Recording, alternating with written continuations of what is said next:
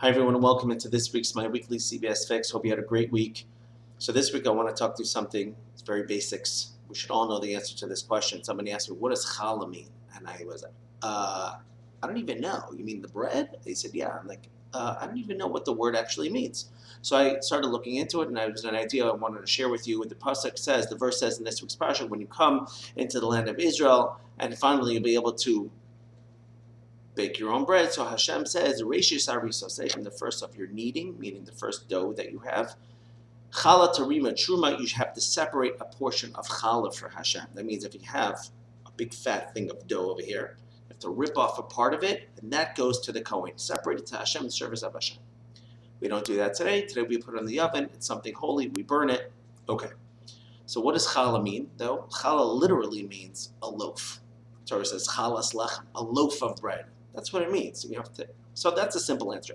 It doesn't have any other source. It's a word in and of itself. It means a loaf of bread. Okay, very nice. So then I looked a little bit deeper, and then I saw that the Medrash actually states, and I want the women out there to specifically listen up, and it states out over there that Adam Harishon, Adam, the first man, was called the Gemar Challah Shel Olam.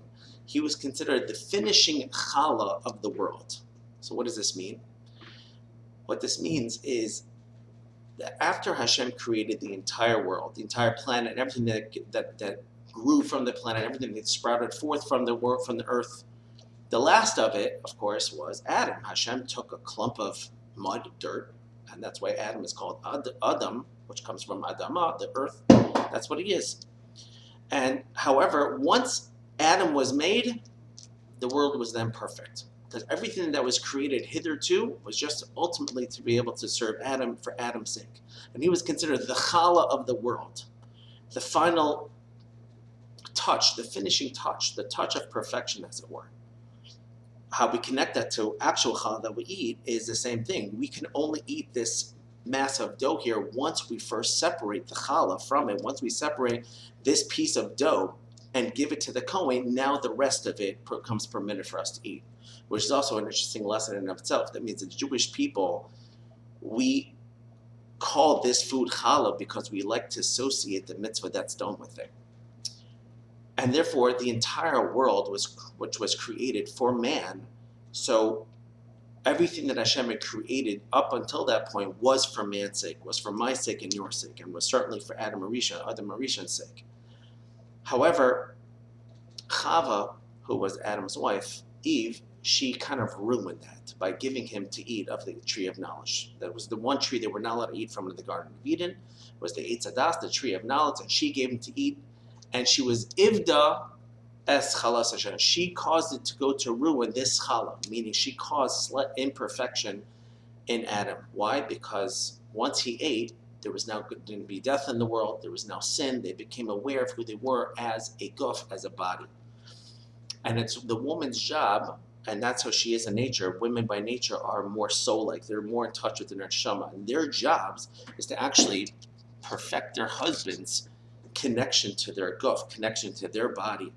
And so therefore, that's the woman's job. That's her role she continues to take on.